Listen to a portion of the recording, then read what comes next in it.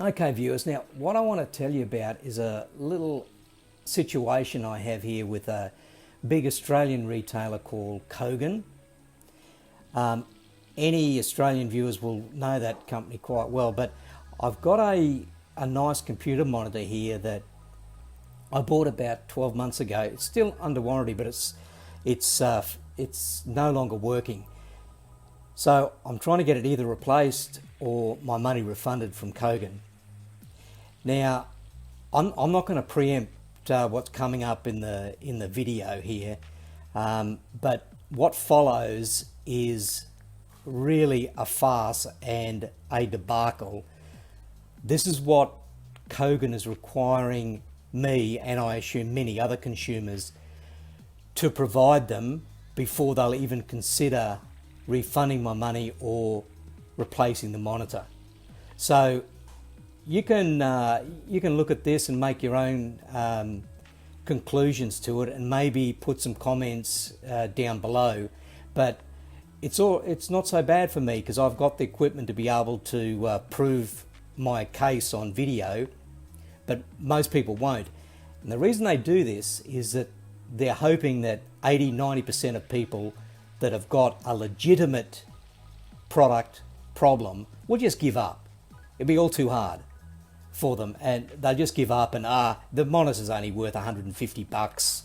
It's not worth the drama. I'll just go down to another store and buy a new one. It'll take them 6 weeks to process the whole thing, and I don't want to be without a monitor for 6 weeks, blah blah blah. So have a look at the video that follows this and put your comments down below. Tell me what you think.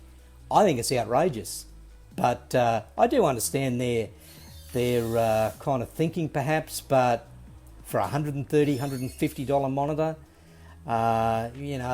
overkill, just too hard, not right, crap. Okay, watch on. Okay, so I've got the monitor here to make this video that you require.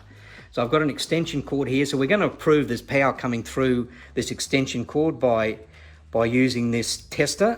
And as you can see, that shows that there's power coming through, and it's all correct, right? So that there's power going through there.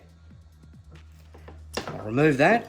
Now I'm going to just add now the monitor's power adapter. Clicks in there, and I'm going to use my test meter here to show you that there is no voltage coming from this adapter to the plug-in, to the plug. So there's the positive in there. It's set to DC voltage 20, and if I put this here, you will see that there's no voltage coming through to the plug. So that tells us that this power pack is faulty. Okay, so now what I'm going to do is plug the power pack into the monitor at the back here.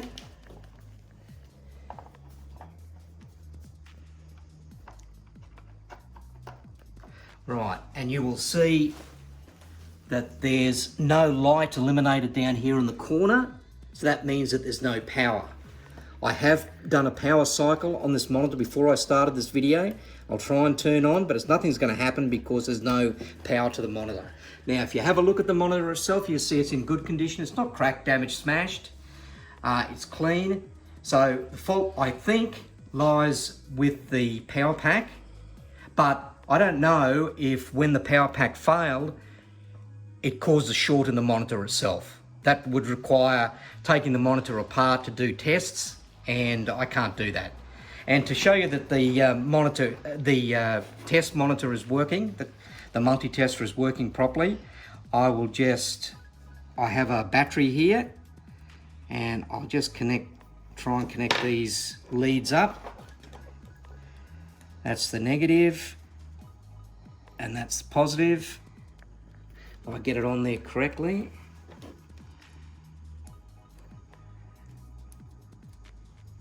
Somehow.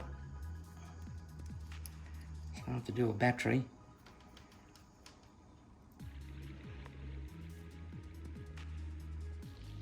You'll see that the multimeter is working. It's recording a a new AAA alkaline battery, and when I get the probes on there correctly, it does show about 1.5 volts.